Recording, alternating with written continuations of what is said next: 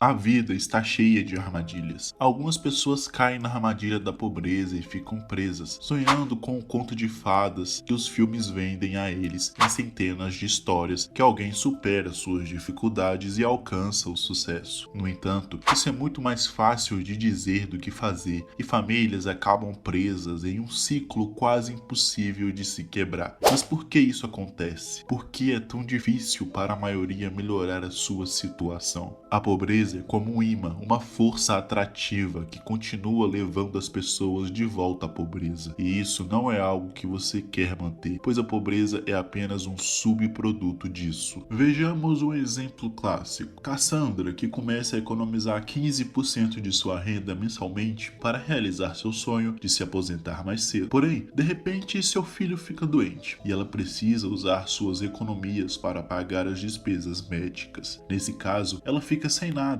o que torna difícil a sair da pobreza, pois, em vez de usar suas economias para investimentos com juros compostos, ela teve que usar para pagar as contas. Outro exemplo é o de Ana. Consegue um ótimo emprego que paga bem o suficiente e começa a economizar 20% de sua renda para abrir um negócio de café no futuro. Mas um dia, Ana fica doente devido à falta de sono, falta de exercícios e alimentação inadequada. Então, ela precisa parar de trabalhar por um tempo e pagar suas despesas médicas para se recuperar. Muitas pessoas tentam escapar da pobreza trabalhando duro e economizando, mas diferentes motivos as levam de volta. Se você conseguir se afastar o suficiente do imã da pobreza, o outro imã, o da prosperidade, irá segurá-lo. No entanto, se você se afastar um pouco demais da prosperidade, desde que ainda esteja perto o suficiente, ela o continuará atraindo de volta. Problemas de saúde não são a única razão para a pobreza contínua. A explicação da armadilha da pobreza ganhou popularidade nas décadas de 70 e 80, quando as pessoas começaram a refletir sobre o que as mantinha perto da pobreza. No entanto, foi difícil encontrar essas armadilhas de pobreza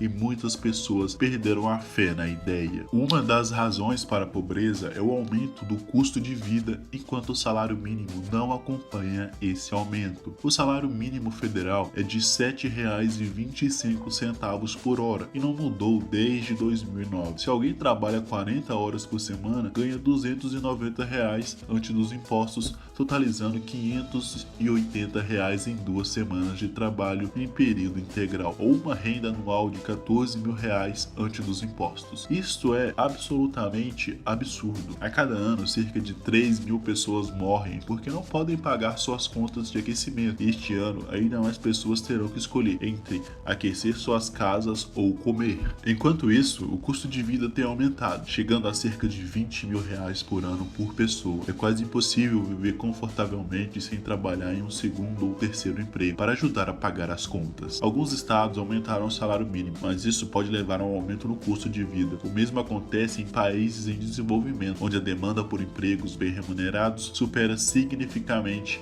a oferta. Devido à falta de oportunidade de trabalho, muitos pais de baixa renda recorrem ao trabalho autônomo, trabalhando duro, mas ganhando pouco, já que há poucas pessoas para ganhar o suficiente para se escapar da pobreza. Essas famílias são conhecidas como trabalhadores pobres, pois pelo menos um membro da família trabalha, mas a família ainda vive com menos de R$ 2 por pessoa por dia. Outra razão pode ser a falta de acesso a uma educação de qualidade. Uma educação adequada pode transformar completamente a vida de uma criança, oferecendo um caminho para sair da pobreza e quebrar o ciclo para as futuras gerações. Por isso, a educação deve ser considerada um direito fundamental para todas as crianças ao redor do mundo. No entanto, em muitas partes do mundo, meninas e meninos correm o risco de não ter acesso à educação devido a preocupações com segurança e saneamento, além de preconceito de gênero predominante. Por exemplo, você sabia que 132 milhões de meninas estão atualmente fora da escola nos países menos desenvolvidos? Uma em cada 5 crianças em idade escolar primária está fora da escola. Pouco mais da metade das crianças alcançam o 6º ano e apenas 36% dos estudantes frequentam ensino secundário. Pobreza e educação estão profundamente interligadas. A educação pode ser gratuita em muitos países menos desenvolvidos, mas materiais escolares, uniformes e transporte não são cobertos. Essa necessidade pode ser proibitivamente cara para as famílias com dificuldade financeira, o que impede que as crianças frequentem a escola ou as obriga a abandoná-las precocemente para ajudar financeiramente suas famílias. Imagine que você esteve desempregado e buscando emprego por meses, e programas de benefícios do governo ajudaram a cobrir o aluguel, mas as contas de energia e a comida você mal está conseguindo se sustentar. Finalmente, você recebe uma resposta sobre uma candidatura de emprego, começa a trabalhar e recebe seu primeiro salário em um mês. As coisas começam bem, mas seu novo emprego paga o suficiente para desqualificá-lo dos programas de benefícios e não é o bastante para cobrir os custos de vida. Para piorar, você precisa pagar o transporte e o cuidado das crianças enquanto trabalha no escritório. De alguma forma,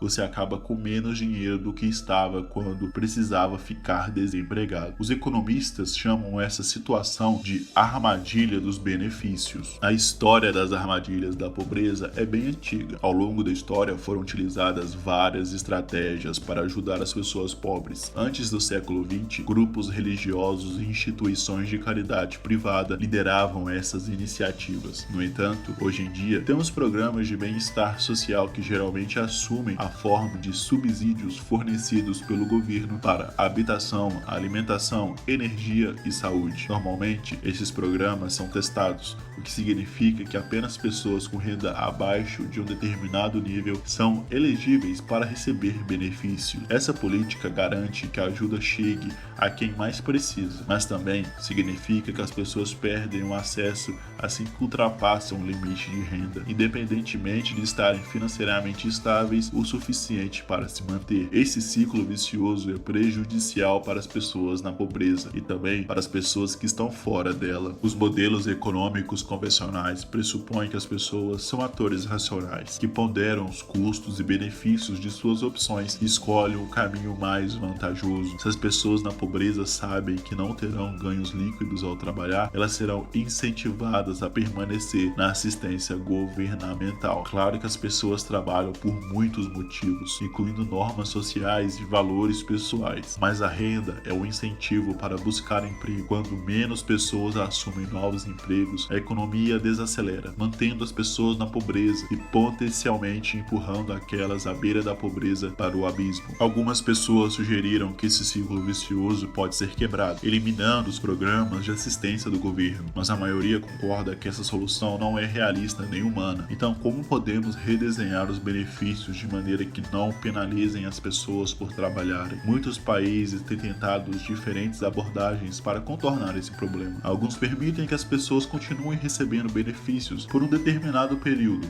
enquanto procuram emprego, enquanto outros reduzem gradualmente os benefícios à medida que a renda aumenta. Essas políticas ainda removem alguns incentivos financeiros para o trabalho, mas reduzem os riscos de armadilha de bem-estar. Outros governos fornecem benefícios como educação, creche ou cuidados médicos, em vez de vinculá-los diretamente à renda. Em vez de dizer que as pessoas não querem mais trabalhar, deveríamos dizer que elas não querem mais ser exploradas. Uma solução proposta leva essa ideia de benefícios universais ainda mais longe. Com uma renda básica universal forneceria um benefício fixo a todos os membros da sociedade, independentemente de sua riqueza ou status de emprego. Essa é a única política conhecida que poderia eliminar as armadilhas do bem-estar, já que os salários recebidos seriam um complemento ao benefício, em vez de substituí-lo. Na verdade, ao criar um piso de renda estável abaixo do qual ninguém poderia cair, a renda básica pode impedir que as pessoas caiam na pobreza em primeiro lugar. Seja qual for a estratégia que os governos adotam, resolver a armadilha do bem-estar exige respeitar a agência e a autonomia das pessoas. Somente capacitando os indivíduos para criar mudanças de longo prazo em suas vidas e comunidades é o que poderemos começar, na verdade, para quebrar o ciclo da pobreza. Reprograme sua mente para se tornar próspero. Se sua vida não é o que você deseja no momento, você precisa estar disposto a fazer algo diferente, e você não vai passar de um mundo fácil para outro, fazendo algo desconfortável. Significa sair da sua zona de conforto e entrar na sua zona de coragem. Vamos fingir que sua mente é um superpoder, e você tem sua mente subconsciente e consciente. inconsciente. Programe seu cérebro para procurar razões pelas quais você deve ser rico. Você começará a ver que, mesmo em uma economia ruim, algumas pessoas ganham milhares de reais em negócios. Você começará a ler sobre pessoas que passaram por dificuldades semelhantes às que você enfrentou e tiveram sucesso. Você começará a perceber que tem mais poder sobre sua vida do que pensa e começará a assumir a responsabilidade. Descarte as desculpas, pois elas são o alimento dos tolos. Nosso mundo está cheio delas. Fácil apontar o dedo, qualquer um pode fazer isso, mas se você deseja escapar da pobreza, precisa assumir o controle da sua vida. Não faça desculpas. Descubra o que você deve fazer para mudar sua vida e faça isso, não importa o quão difícil seja. 100 fracassos são iguais a um sucesso. Fracassar é a fórmula para ter sucesso. No começo pode ser difícil fazer isso, mas um dia tudo que você precisa se transformará em ouro. Aqui está o segredo. Não importa quantas vezes você falhe, lembre-se de que você só precisa ter sucesso uma vez, e esse sucesso compensará todas as dores de seus fracassos anteriores. Por que é essencial entender isso? A maioria das pessoas vê o fracasso como algo ruim e por isso desiste. Você deve entender que o caminho que leva ao sucesso é pavimentado com fracassos, e o fracasso não é definitivo, pois o sucesso pode fazer você esquecer as dores de 10 anos de fracasso. Faça sacrifícios para experimentar coisas, saia da sua zona de conforto, faça coisas arriscadas e quando falhar, tenha coragem de levantar e tentar novamente, porque não importa quantas vezes você falhe, tudo que você precisa é de um único passo em direção à prosperidade. Dê muito valor à sua vida. Lembre-se de se inscrever para mais abundância financeira. Se você aprendeu muito e se sente pronto para dizer adeus à sua zona de conforto, por favor, deixe um like nesse vídeo. A gente se encontra em uma próxima vez.